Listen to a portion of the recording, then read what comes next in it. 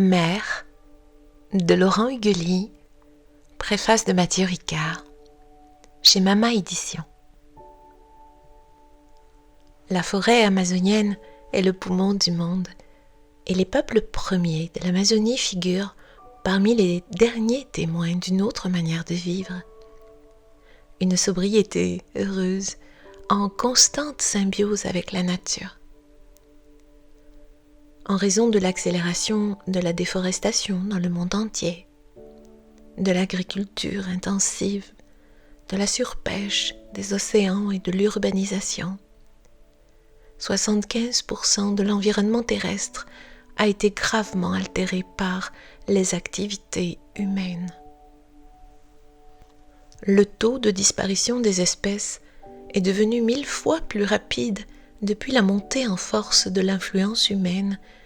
Une espèce animale ou végétale disparaît toutes les 20 minutes. Aujourd'hui, un quart des espèces est menacée. La moitié pourrait disparaître d'ici 2100. Notre planète sera dramatiquement différente de ce qu'elle est aujourd'hui. La nature pourrait encore être conservée, restaurée, utilisée de manière durable, grâce à un changement fondamental à l'échelle d'un système qui prend en considération les facteurs technologiques, économiques et sociaux, y compris en termes de valeurs humaines et spirituelles.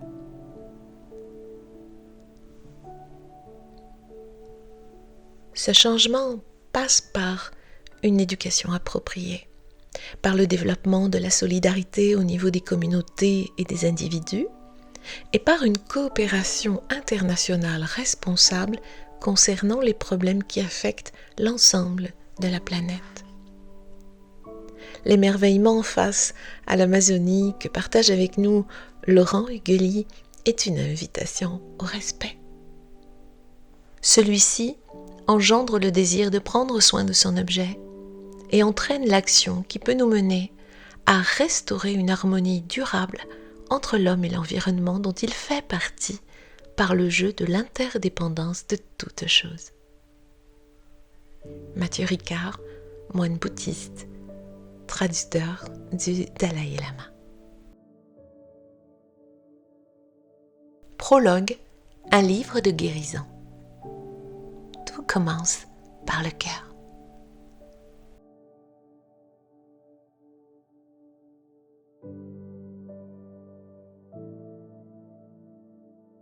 La forêt amazonienne, joyau arborescent de la planète Terre, celle qui fait respirer le monde, luxuriante de peuples et de biodiversité, emplie de mythes fondateurs, nimbée de mystères et de magie naturelle, qui n'a-t-elle jamais fait rêver?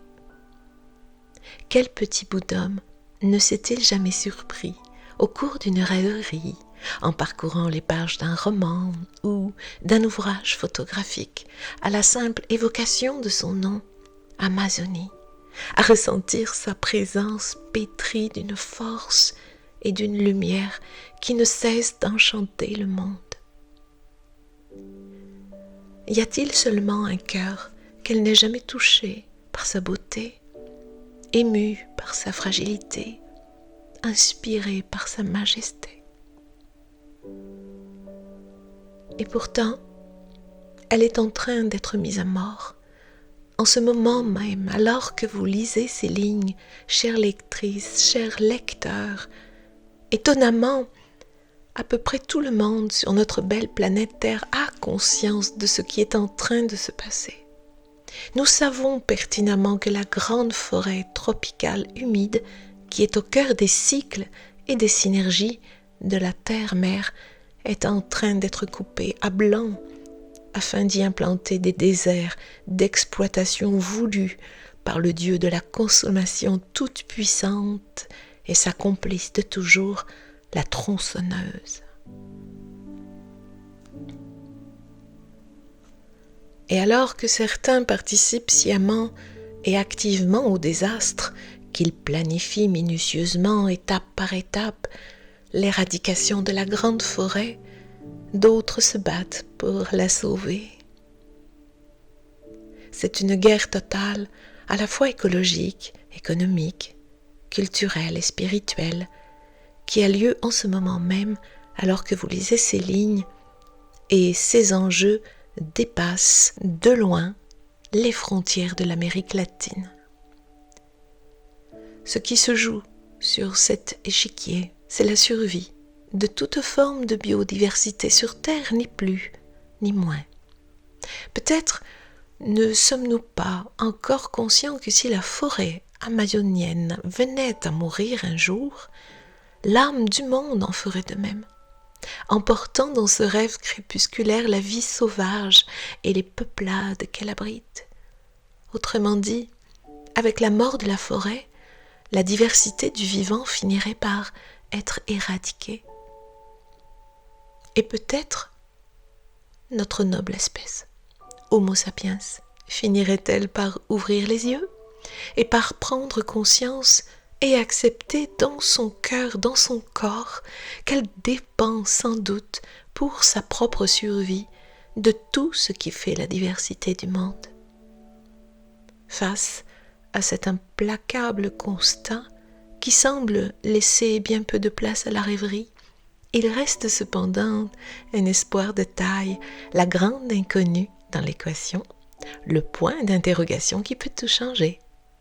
Nous. Oui, nous tous ensemble. Car chacune et chacun de nous, c'est-à-dire chaque individu pris en tant que maillon de la grande chaîne solidaire du vivant, joue un rôle significatif dans cette pièce qui a pourtant tout de la tragédie. Toutes et tous ensemble, nous avons le pouvoir d'inverser le cours des événements, et cela en dépit du fait que bien souvent, nous croyons ne pas savoir comment faire pour éviter les désastres. Pour l'instant, cette croyance limitante nous maintient à distance, à l'instar des spectateurs des jeux de cirque de la Rome antique, fermant pudiquement les yeux au moment du coup de grâce.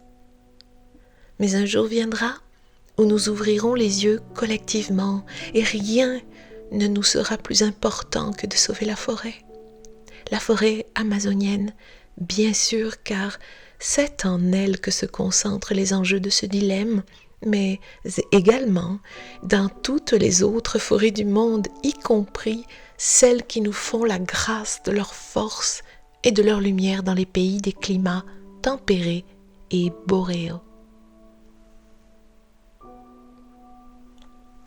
Nous nous unirons alors pour que cesse le massacre, et dans cette union, une nouvelle conscience de ce que signifie être humain jaillira. Je me suis rendue en Amazonie péruvienne au début de l'année 2016, accompagnée d'Angéline, ma compagne et coéquipière de vie. Cela faisait 5 ans que je n'avais pas quitté le sol européen. Pour un voyageur dans l'âme, c'est long, très long. J'adore pourtant notre vieille Europe et je ne cesse d'arpenter ses beautés naturelles et de me nourrir de ses innombrables richesses culturelles. Mais parfois, le besoin d'aller voir ailleurs se fait viscéral. Autant partir est devenu assez simple, autant grâce à ou à cause de la révolution des transports à prix cassés, autant je n'aime pas me déplacer sans but, car je sais qu'il en coûte à la terre.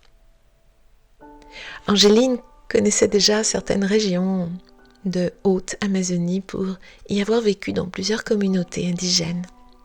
Je l'avais à maintes reprises écouté attentivement me narrer ses péripéties sylvestres, accompagnée de ses amis autochtones dans toute leur prodigieuse diversité. Son enthousiasme à me décrire la vie quotidienne dans la grande forêt était on ne peut plus communicatif, ce qui avait bien évidemment attisé mon envie d'aller voir sur place. Ayant une formation de menuisière charpentière et d'artiste de performance, Angéline avait en outre participé à des chantiers de construction dont les villages et filmé en caméra Super 8 de la bonne vieille école des mises en scène de crues pleines de joie et de spontanéité avec des membres des communautés. Elle avait également ramené un nombre considérable de dessins, esquisses et croquis de plantes comme autant d'impressions végétales puisées dans l'inestimable trésor de vie que renferme ce haut lieu mondial de la biodiversité.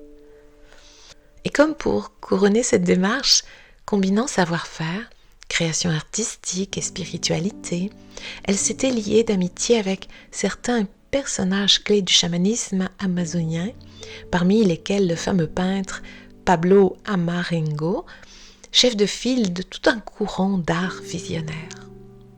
Nous possédons un collier qu'Angéline a reçu de Don Pablito peu de temps avant sa mort et de tous les objets animés, dans le sens qu'ils possèdent une âme constituant notre modeste collection. Cette pièce-là a une valeur toute particulière. La dieta. Pour donner corps à notre voyage et nous rapprocher du cœur du sanctuaire que représente le bassin amazonien, nous sommes partis dans l'idée de faire une retraite en pleine forêt, isolée du reste du monde, dans le cadre d'une dieta, autrement dit une diète, de ce que l'on appelle là-bas la medicina. Ce terme, la médecine, est utilisé spécifiquement par les indigènes et métis d'Amazonie qui considèrent la forêt elle-même comme étant la plus puissante de toutes les médecines. Elle est la madre, la mère. C'est elle qui apaise, soigne, réconforte et guérit. La dieta définit le contexte, l'isolation dans la nature, les restrictions comportementales et alimentaires, les plantes médicinales et visionnaires, grâce auxquelles la puissante médecine de la mère forêt peut déployer toute la prodigieuse envergure de sa ramure. En plus de nous faire remonter à la source des traditions d'Amazonie, en nous reconnectant à la formidable puissance de guérison de la Madre, cette diète nous donnerait l'occasion de nous retrouver seuls, de nous ressourcer, de récupérer des forces et, finalement, d'y voir plus clair sur nos projets futurs. Ce serait une quête de vision stricto sensu.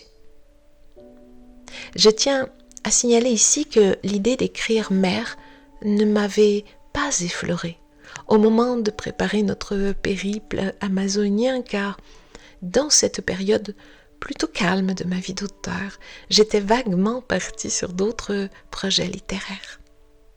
Rien de prémédité donc, j'ai abordé cette diète en parfait novice, sans attente particulière. Pendant près de 2 décennies, j'avais observé un engouement considérable se développer pour les traditions spirituelles des pays de Haute-Amazonie sans pour autant souhaiter m'y rendre dans la foulée. J'ai préféré faire preuve de patience afin que ce soit le bon moment pour moi. J'ai attendu d'être suffisamment mature sur mon parcours de vie, mature dans mon corps et mon esprit. C'était un appel subtil, rien de lancinant ou d'acharné. Ce n'était pas le Pérou ou la vie. Et je pense avoir fait le bon choix, car avant ce début d'année 2016, je n'aurais pas été capable de comprendre l'enseignement que j'ai reçu de la forêt, faute du parcours de vie réalisé les quelques années précédentes. Ce livre n'existerait donc pas. Le premier soir de notre séjour sylvestre, alors que nous venions à peine de nous installer sur le lieu qui nous accueillait, Angéline, dans son tombeau, le tombeau est une hutte d'isolation traditionnellement située en pleine nature, surplombant la canopée, et moi, dans ma chambre au confort spartiate, nous avons été invités par 2 guérisseurs, des chamans, à prendre part à une première session des carros, qui sont des chants de guérison inspirés par les esprits de la forêt. C'est en chantant dans les langues vernaculaires, en quechua, parfois même en espagnol, que les guérisseurs amazoniens accomplissent leur travail. Les Icaros structurent les cérémonies nocturnes et leur donnent leurs inflexions, leur couleur, leur profondeur. Bien entendu, selon les peuples, selon les langues et les affluents du grand fleuve Amazonas, les chamans portent des noms différents. Paye, Moraya, Yaka, Unshin et sont rarement appelés chamans, ce mot ayant été importé du vieux continent. Le mot curandero, guérisseur, est également très utilisé. Bien qu'étant également importé, ce dernier qualifie une multitude de praticiens d'une multitude de traditions. Diversité est donc le maître mot en Amazonie. Pourtant, dans ce foisonnement, les principes de la médecine traditionnelle demeurent étonnamment universels. Ils sont transculturels, si bien que, pour cette nuit de rodage, l'intention initiale était d'ouvrir la diète. Autrement dit, notre période d'isolation ponctuée de cérémonies de guérison allait commencer par des chants. Une voix douce et végétale. C'est au tout début de cette première cérémonie que la mère forêt s'est adressée à moi, avec une voix douce et végétale que je reconnaîtrai aujourd'hui entre mille. Sans plus de cérémoniel, elle m'a demandé d'écrire pour elle. Afin que sa voix soit entendue dans le monde des hommes, on peut voir cela comme un contrat spirituel que j'étais venue signer sans a priori, sans me douter une seule seconde que c'était cela que je venais chercher ici en Amazonie, cette parole-là, cet enseignement-là.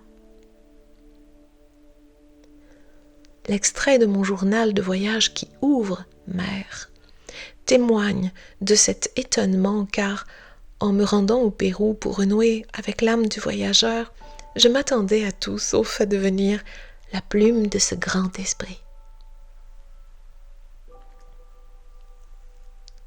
Son intention était posée.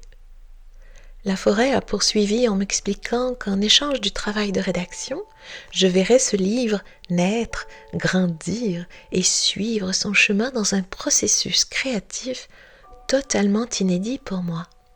Le contrat qui me liait à elle était imbriqué dans l'acte d'écrire et de transmettre son message. J'écrirais Mère et la joie que ce livre procurerait à celles et ceux qui le liraient serait ma récompense. Un livre écrit pour une belle et noble cause, mais surtout un livre écrit avec le cœur. Chère lectrice, cher lecteur, au cours de votre lecture, vous recevrez comme autant d'offrandes faites à votre âme les paroles que j'ai reçues de la forêt amazonienne. Je vous raconterai également des anecdotes tirées de mon propre chemin spirituel, des tranches de vie d'humains sélectionnées par la forêt elle-même pour leur pertinence à illustrer son propos.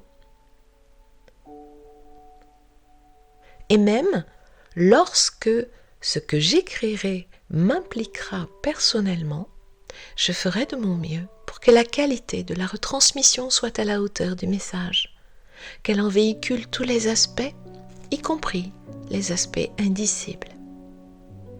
Il y aura également des illustrations qu'Angéline a bien voulu accepter de créer en guise d'enluminure venant enrichir le texte. Chacune d'elles témoigne de la présence des esprits de la forêt à nos côtés. Elles suivent le mouvement organique de cette intelligence végétale qui nous a fait la grâce d'illuminer notre conscience, car dans le langage de la forêt, l'image est subtilement imbriquée dans les mots, les visions sont des paroles et les paroles sont des visions. Tout ce qui est écrit dans ce livre, c'est la forêt qui m'a demandé de l'écrire.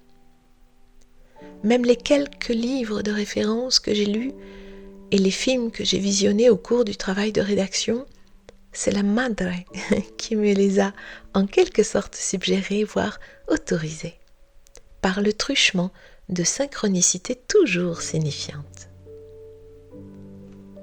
Dans ce travail de mise en lumière qui m'a occupée durant plus de 3 ans, j'ai respecté les recommandations qui m'ont été données, afin que Mère devienne un livre de guérison. Et je tiens à préciser ici qu'Angéline a insisté sur ce point à chaque étape du processus de rédaction. Un livre de guérison pour le cœur de la forêt et pour le cœur de ses enfants. Mère contient donc l'enseignement spirituel de la forêt amazonienne tel qu'Angéline et moi l'avons vécu et expérimenté lors d'une diète de médecine traditionnelle. Ce n'est pas un document ethnographique et encore moins un ouvrage à vocation scientifique. C'est une histoire qui vous est racontée, une fable de la nature, un mythe fondateur avec en son centre le cœur de la mère forêt qui ne cesse de battre. Nous sommes des enfants qui demandent à être guidés et la forêt est là pour reprendre son rôle. Elle est la madre. Après tout, et c'est comme cela que on l'appelle aujourd'hui encore avec justesse dans certaines cultures traditionnelles, là où on n'a pas oublié qu'effectivement, la forêt est notre mère.